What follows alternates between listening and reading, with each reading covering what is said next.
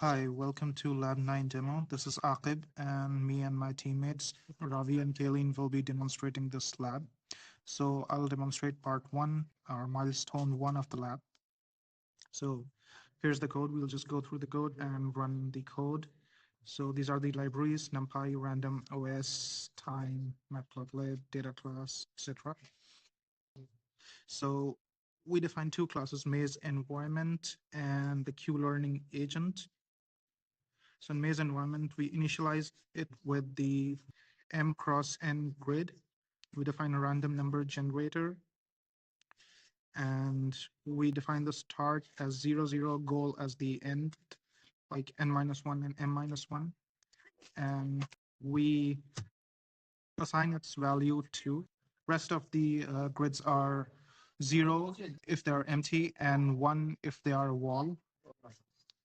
So here we place 10% of the cells, place walls on it.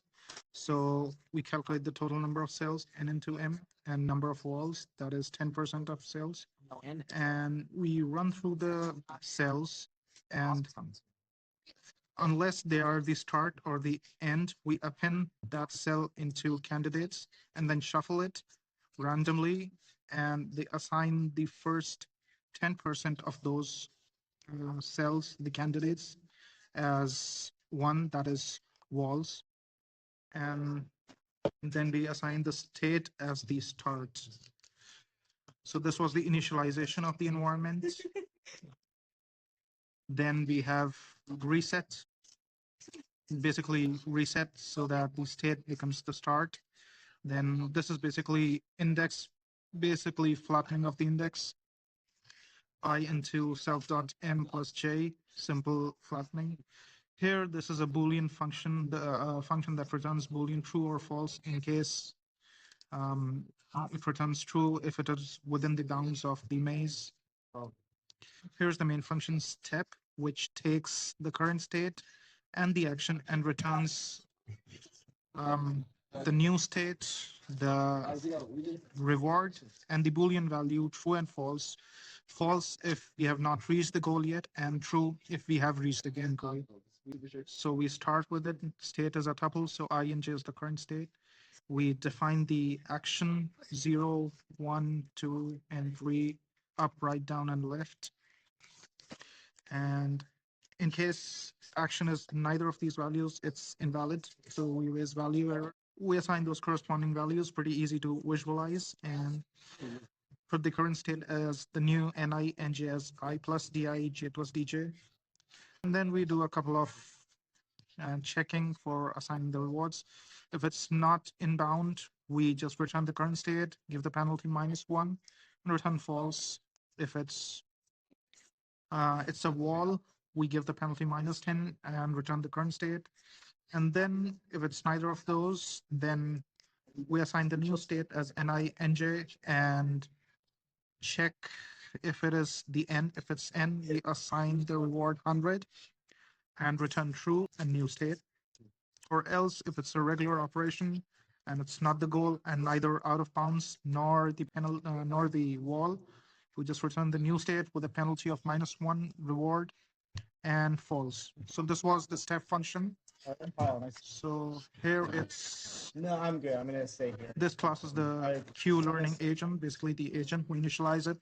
It has the environment as the argument. We initialize self.env as the environment. Then we initialize the Q table with random values from uniform distribution from -0.1 to 0.1.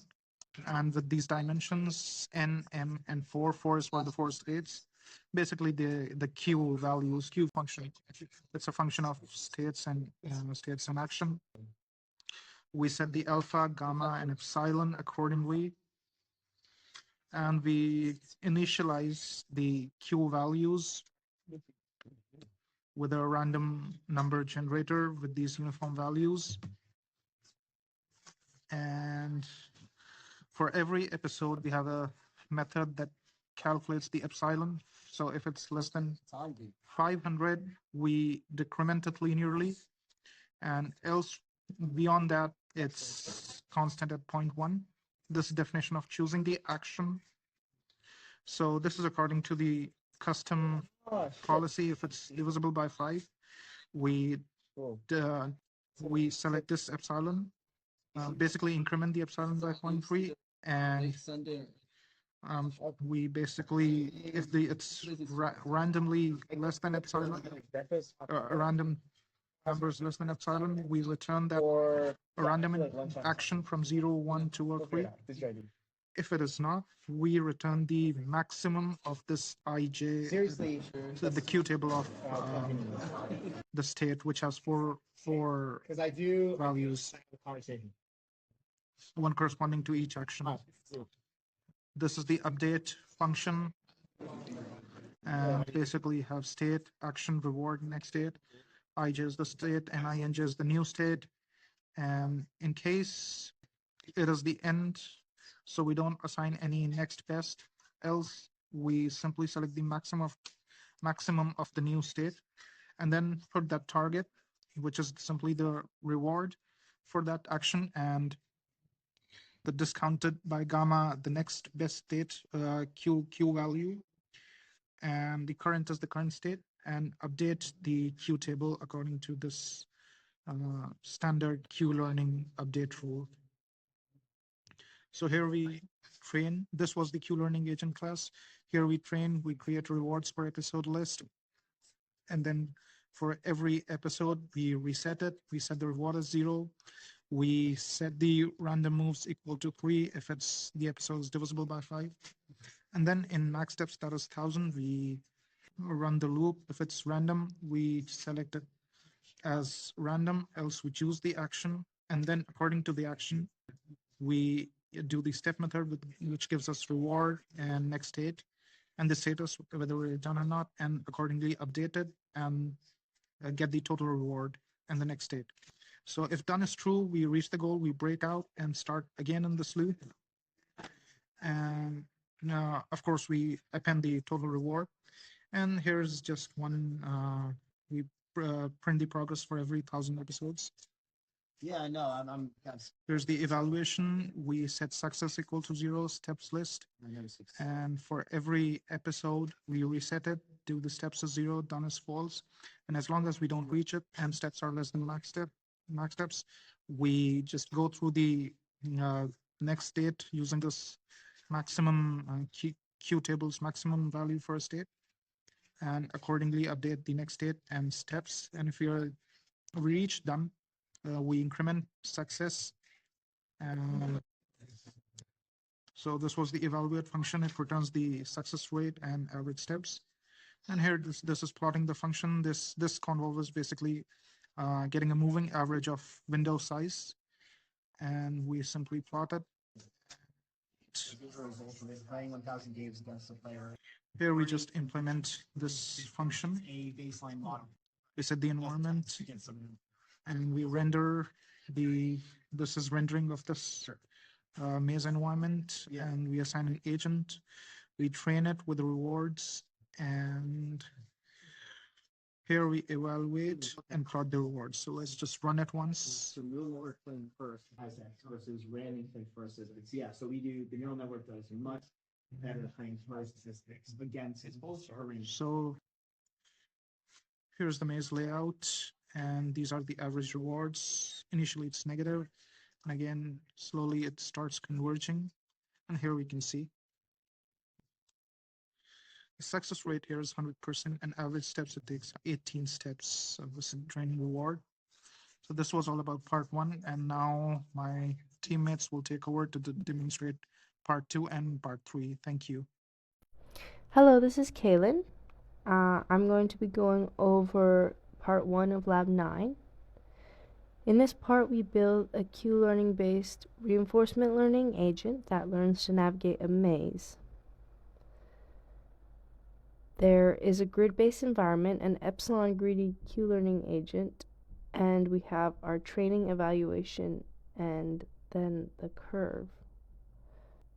The maze environment defines an n by m grid. 0 means empty, 1 means a wall, and 2 is a goal. The agent starts at the top left and has to reach the bottom right while avoiding the random walls Each move costs 1, so negative 1 point per move. Hitting a wall costs 10 points, so negative 10 points per wall hit, and then reaching the goal gives a positive 100 points. The Q learning agent keeps a table of Q values for every state action pair. It starts with random small values between negative 0.1 and 0.1, with a learning rate of 0.1 and a discount rate of 0.9. So the epsilon starts at 0.9 and linearly decays to 0.1 over the 500 episodes.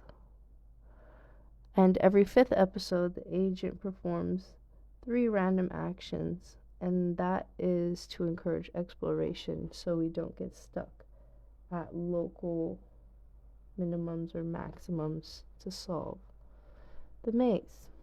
The agent is trained for 1,000 episodes, each limited to 1,000 steps, and every time it resets to the start and explores using the epsilon greedy actions, updating the Q table each step. So we have a progress printed every 100 episodes, which kind of shows the moving average reward. After training, we evaluate the agent for 100 episodes using a greedy policy that always picks the best known action, and that is where we measure the success rate and average steps to reach the goal. Here's a reward plot. It shows the moving average reward over episodes. So at the beginning, the rewards are very low, very far in the negatives, due to the random exploration, a lot of unnecessary moves. But then as the learning stabilizes, the curve trends upward. It gets to the improved policy efficiency. So in summary, part 1 introduces the reinforcement learning fundamentals regarding Q learning, and in milestone 2 we'll enhance it using historical gameplay data to accelerate convergence. Hi, my name is Ravi, and this is EE542 Lab 9, Part 3, where we implement the DQN. We run the implementation on Collab with an NVIDIA A100 GPU. As required by the lab, this part replaces the Q table with neural network and uses experience, replay, a target network, and a epsilon greedy exploration algorithm. Here we have the maze environment, which has dimension 10 cross 10, with start at 0, 0 and goal at 9, 9. And about 10% of the maze, we have random walls. This matches the lab specifications. And we have rewards as plus 100 at the goal, minus 1 per move, and minus 10 if we step into the. Actions are up, right, down, and left. And invalid moves keep the agent in place. For the function approximator, the lab asks for a deep Q network with 264 neuron ReLU layers. We implement that completely with an embedding with dimension n cross m cross 64. Then we have the linear layer that translates those 64 layers into 64 plus ReLU, and a final linear layer that translates the 64 nodes into 4 actions. And we use the Hubble laws, Adam W optimizer with a learning rate of 10 raised to minus 3 and a discount factor gamma being 0.9. Experience replays at capacity 1000 with batch size 32. The target network updates every 10 episodes for stability. Epsilon decays from 0.9 to 0.1 over the first 500 episode and is clamped afterwards. We also keep the exploration kick, which is every 5th episode, we take first 3 actions as random. We train for 1000 episodes, capped at 400 steps per episode. Each step we compute, we have the state index, and we pick a action with epsilon greedy algorithm, and we step into the environment, and we push the transition into the replay. And once we have a full mini batch, perform a DQ and update with double Q action selection. Greedy actions from the online net are valued from the target net. We log the CSV for every training episode, and these are the final results.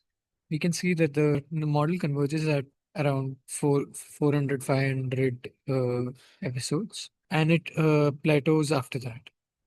We can see that the moving average reward for window size 20 converges to 80, and the final reward for the episode 1000 is 76. And the average steps taken to reach the goal are 80, and we get success rate 100%. Thank you.